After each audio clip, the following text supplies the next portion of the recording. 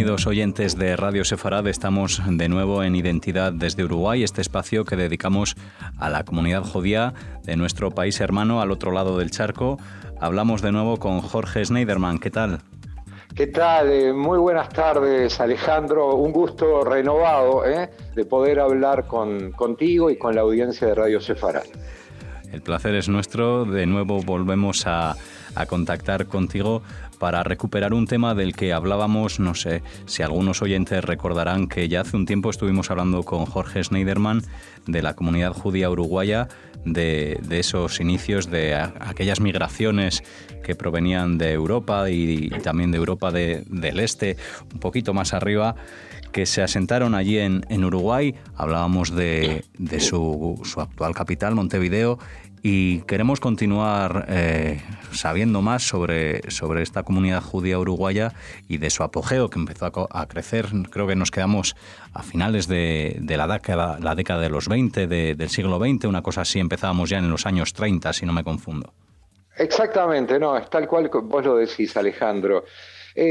Como bien planteabas, hubo varias correntadas migratorias que llegaron a principios del siglo XX al Río de la Plata, fundamentalmente a la Argentina y a Uruguay también, ¿no? Fue un proceso en el cual arribaron a nuestro país judíos provenientes básicamente de Rusia, fundamentalmente a causa de los pogroms, las persecuciones y toda esa atmósfera enrarecida y judeófoba que se estaba generando en algunos lugares de Europa. La Rusia zarista fue realmente macabra en cuanto al tratamiento a los judíos y a los judíos, ¿no? Habíamos hecho mención de que, bueno, en esa Rusia zarista habían salido a la luz los tristemente célebres protocolos de los sabios de Sion, y bueno, en virtud de ello comenzaron a llegar en las primeras décadas a nuestro país muchos contingentes migratorios. Concomitantemente, la situación para los judíos sefaradim se estaba complicando allá en las zonas de Turquía, Bulgaria, el norte de África, y bueno, también llegaron muchos grupos, muchas familias provenientes de esos lugares.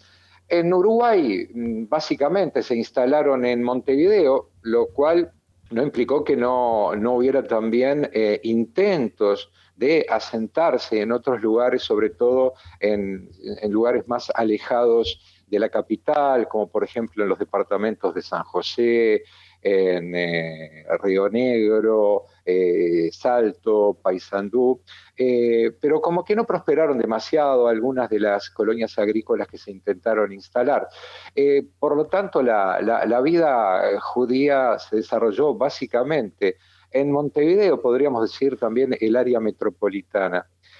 Los judíos sefaradim se instalaron básicamente en la Ciudad Vieja, que es la zona portuaria próxima al centro, y que precisamente por ser un lugar de intensa actividad comercial, fue elegido por muchos sefaradim que venían desde sus países de origen, desarrollando emprendimientos comerciales, pero fue todo muy, digamos, muy propio de las películas de Hollywood, ¿no? El inmigrante que llegaba solo, con una mano delante y una mano atrás, prácticamente desconociendo el lugar al cual venían, más ciñéndose un poco a los consejos de personas que, bueno, semblanteaban al Uruguay como un país amable, de puertas abiertas a la inmigración. Y bueno, mucha gente llegaba al puerto de Montevideo y bueno, se lanzaban a la búsqueda de alguna actividad, ¿no? El famoso buscavidas.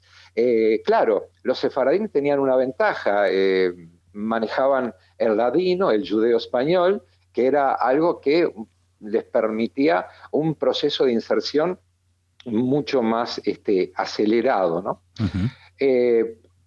Paralelamente, las correntadas migratorias ashkenazim, provenientes básicamente de Europa Central, Europa Oriental, se asentaron unos kilómetros al norte, digamos, de lo que es la Ciudad Vieja, en dos barriadas muy populosas, que son las barriadas de Goes y la barriada de Villa Muñoz.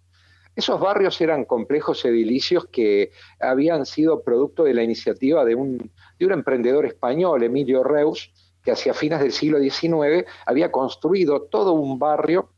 En realidad había construido dos barrios, uno sobre la zona costera, la zona sur de la ciudad, y otro al norte, que es esa zona de Goes y Villa Muñoz. En ese lugar se asentaron muchísimas familias ashkenazim. Allá por la década del 20, del 30, comenzó a desarrollarse, Alejandro, una vida muy intensa, una vida cultural, una vida comercial. Los judíos empezaron a generar proyectos educativos, la instalación de escuelas.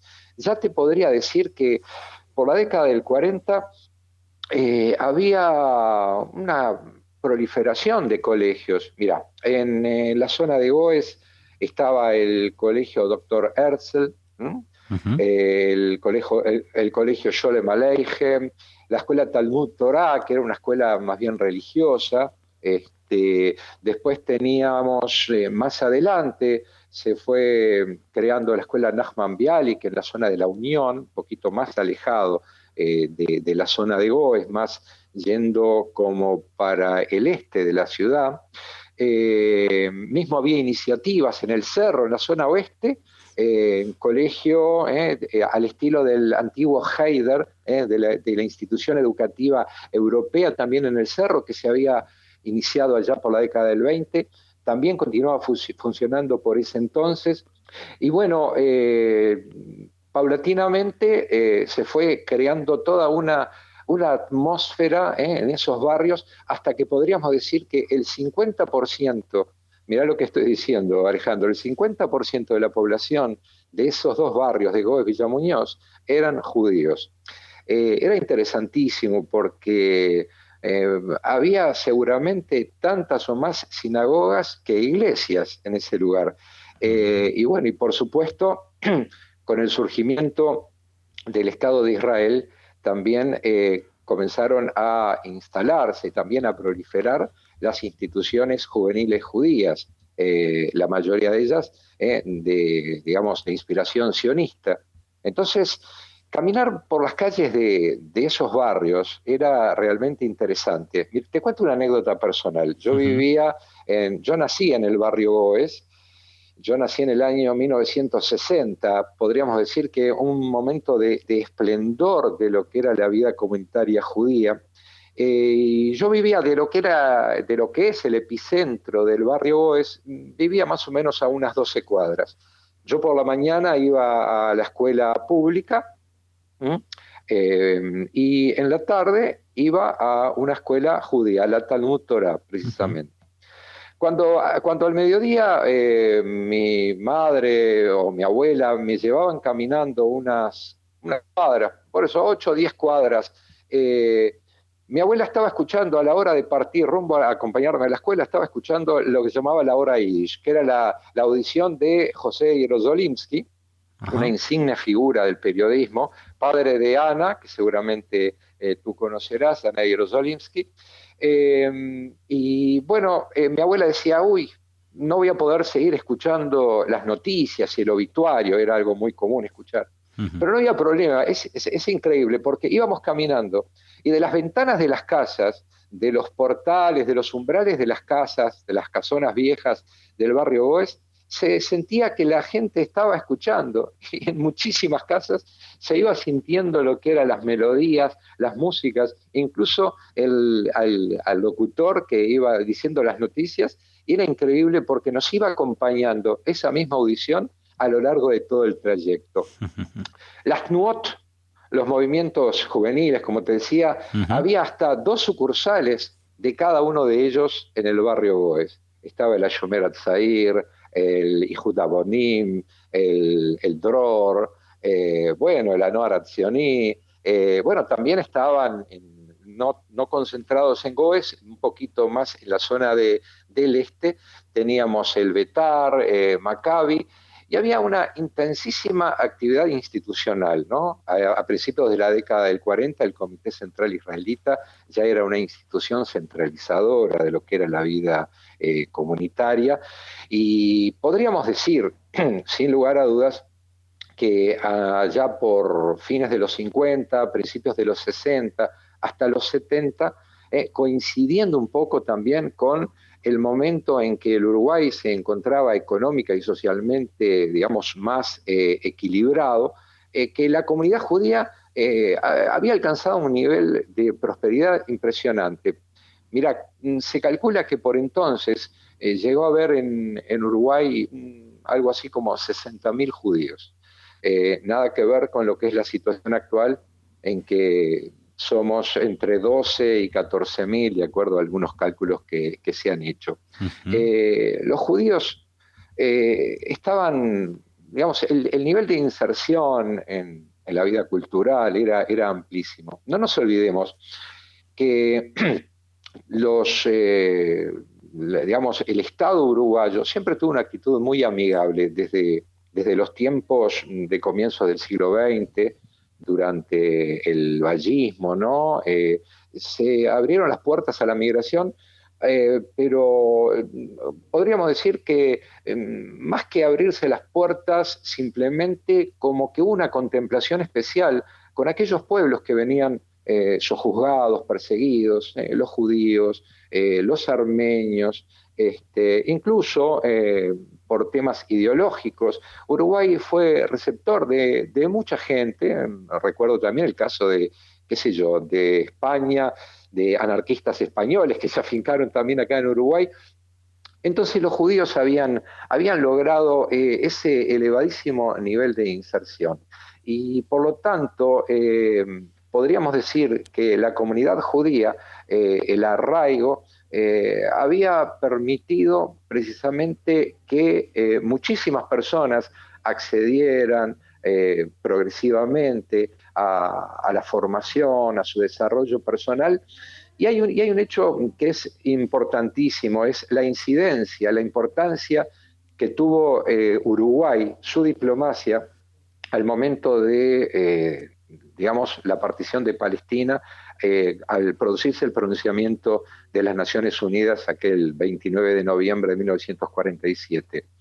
La delegación uruguaya, que estaba presidida por el doctor Enrique Rodríguez Fabregat, durante el gobierno de Luis Valleverres, bueno, y con la participación, qué sé yo, del profesor Oscar Secoyauri y otras egregias figuras, bueno, había tenido una incidencia vital, porque precisamente en la comisión que se había formado para la determinación de las pautas, de las condiciones en que se iba a dar la partición, Uruguay fue miembro de esa comisión. Por lo tanto, no solo el voto de Uruguay, sino también la participación en los prolegómenos de lo que fue el proceso de partición, fue realmente, bueno, fue relevante de por sí, y eso fue estrechando los vínculos. También desde el punto de vista cultural, podríamos decir que había una actividad periodística muy intensa. Una de las figuras más importantes, como mencionaba hace un rato, fue don José Jerozolimsky, que fue el fundador de Semanario Hebreo en 1960 y que lo dirigió durante 44 años hasta su fallecimiento, momento en que su hija Ana, una muy valiosa periodista que reside en Israel, tomó la dirección hasta hoy. Y bueno, ese proyecto de Jerozolimsky era parte de digamos, de una serie de propuestas de generación de puentes entre la comunidad judía y la comunidad uruguaya, y también creó una audición de radio que se llamaba Voz de Sion en el Uruguay, e incluso llegó a tener un espacio televisivo en Canal 10, en un programa de amistad uruguayo-israelí. Y bueno, y no solo ese programa, había otro periodista no judío, Ferraro Moreno, que también tenía un programa llamado Panoramas de Israel, y muchísimas audiciones pequeñas, digamos, institucionales, que hacían que durante la década del 50, 60, se viviera muy intensamente lo que era la vida judía, la vida institucional, ¿no? Tanto desde el punto de vista educativo, desde el punto de vista de las actividades a nivel juvenil, bueno, y ni hablar instituciones de beneficencia, asilos de ancianos, que bueno, de lo cual queda muy poco hoy, va quedando una institución, un solo Beit Avot, pero podríamos decir que esos años constituyeron el momento, el cenit de lo que fue la vida judía.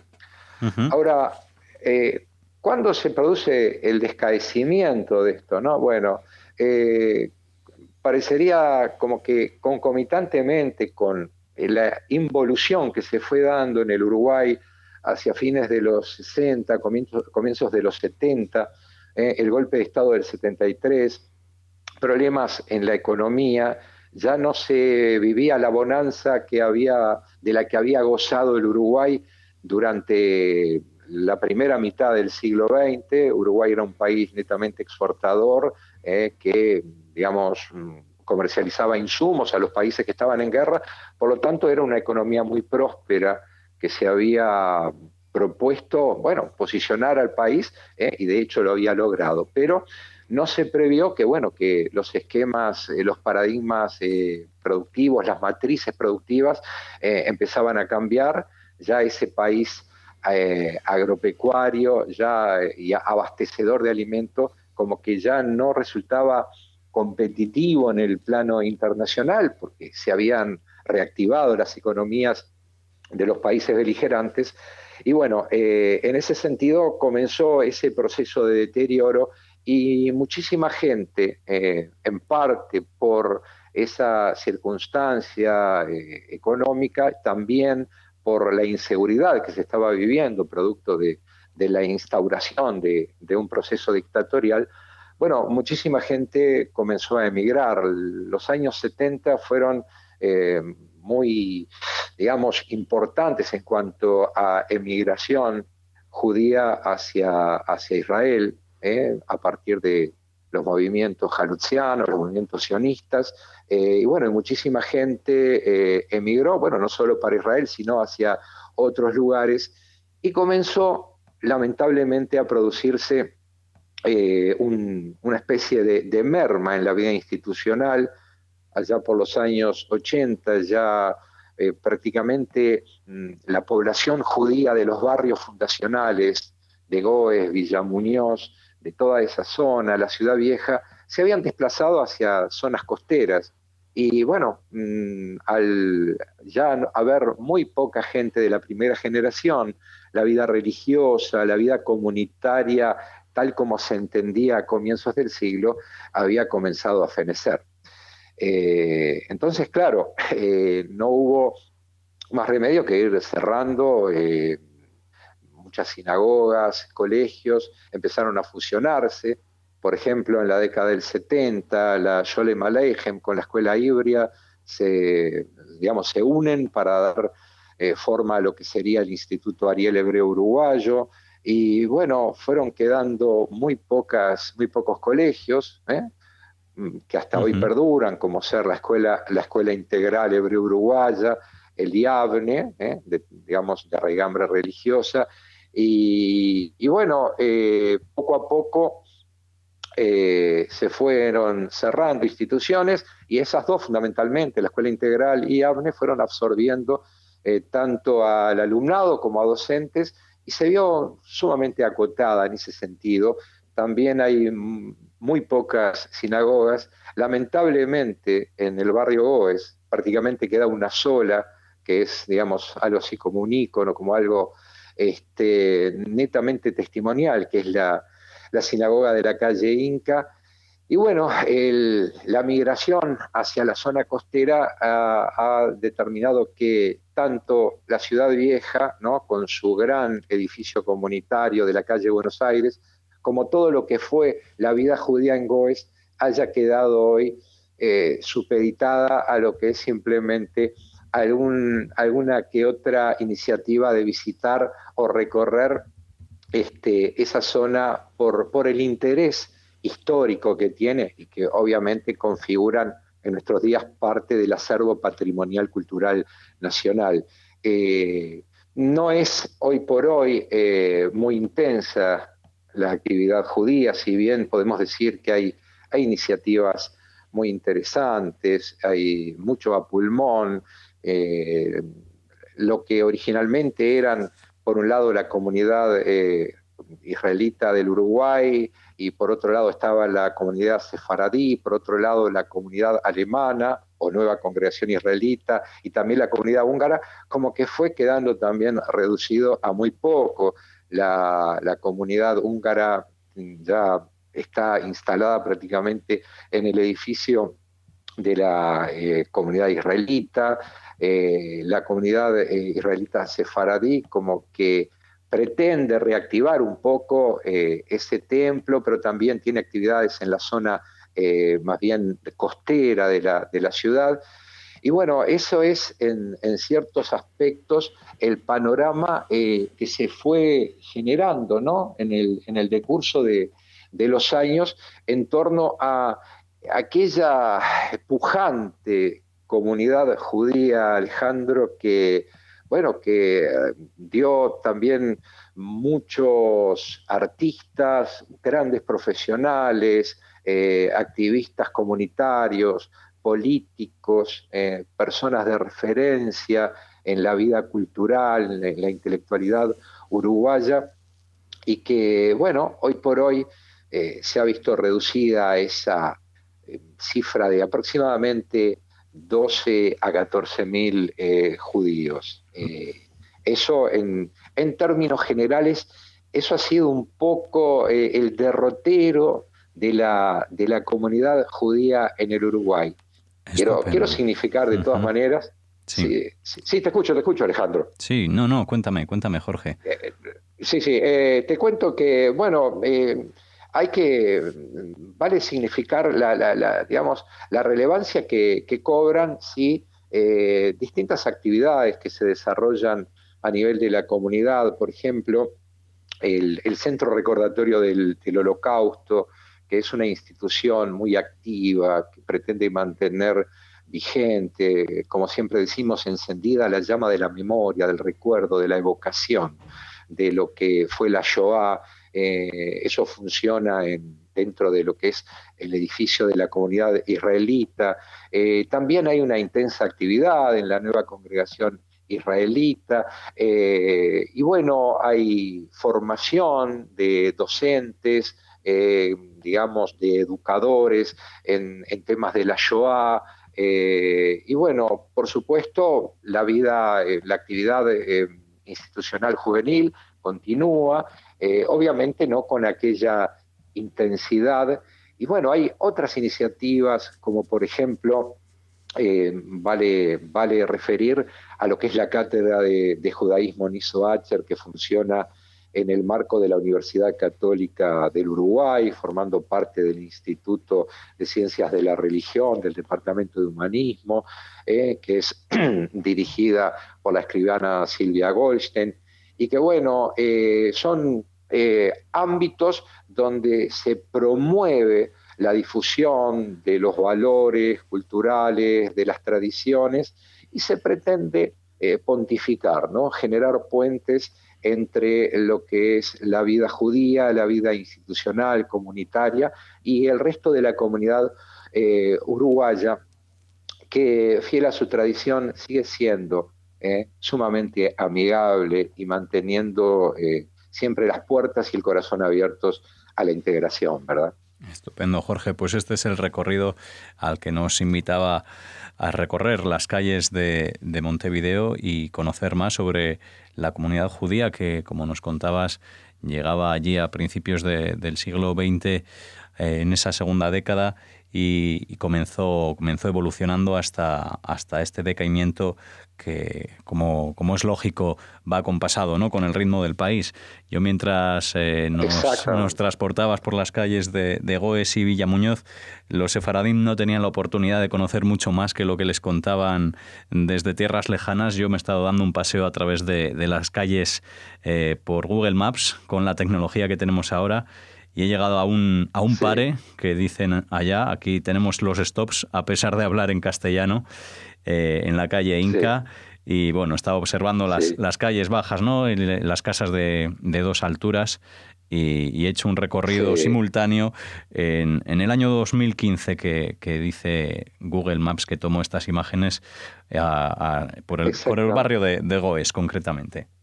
Exactamente, y está considerado hoy Patrimonio Histórico Nacional, lo mismo que en la Ciudad Vieja, todas las calles donde se centralizaba la vida de la comunidad sefaradí, donde, bueno, todavía hay mojones históricos, hay apellidos sefaradín que lucen en algunas vidrieras de algunos comercios, donde allá a partir de la década del 20, tanto parroquianos como clientes ingresaban a los bares y bueno, y se generaban lindas tertulias donde había muchísima gente de origen sefaradí que bueno, fueron forjando también, integrando, aportando desde su lugar, tanto sefaradín como ashkenazim aportaron desde su impronta muchos elementos que dieron en definitiva formas y contenido a lo que es el relato identitario del Uruguay, ¿no? Está intrínsecamente asociado, inextricablemente asociado a lo que es el relato, la narrativa identitaria del Uruguay. Estupendo, Jorge. Pues muchas gracias por hablarnos de esta comunidad judía uruguaya. Yo me despido marchando por la calle La Paz, una calle larga que tiene mucho recorrido. Y bueno, les esperamos, como siempre. Les esperamos aquí en Radio Sefaradi, en este espacio dedicado a la comunidad uruguaya, Identidad desde Uruguay. Y les invitamos también a acceder a su página web www.mensuarioidentidad.com.uy. Así nos despedimos, Jorge, y volveremos a charlar. Muchísimas gracias, yo les mando un gran abrazo acá desde Montevideo y bueno, a la espera de poder contactarnos nuevamente y seguir estableciendo este buen vínculo allende el Océano Atlántico. Que tengan todos una excelente jornada. Hasta pronto.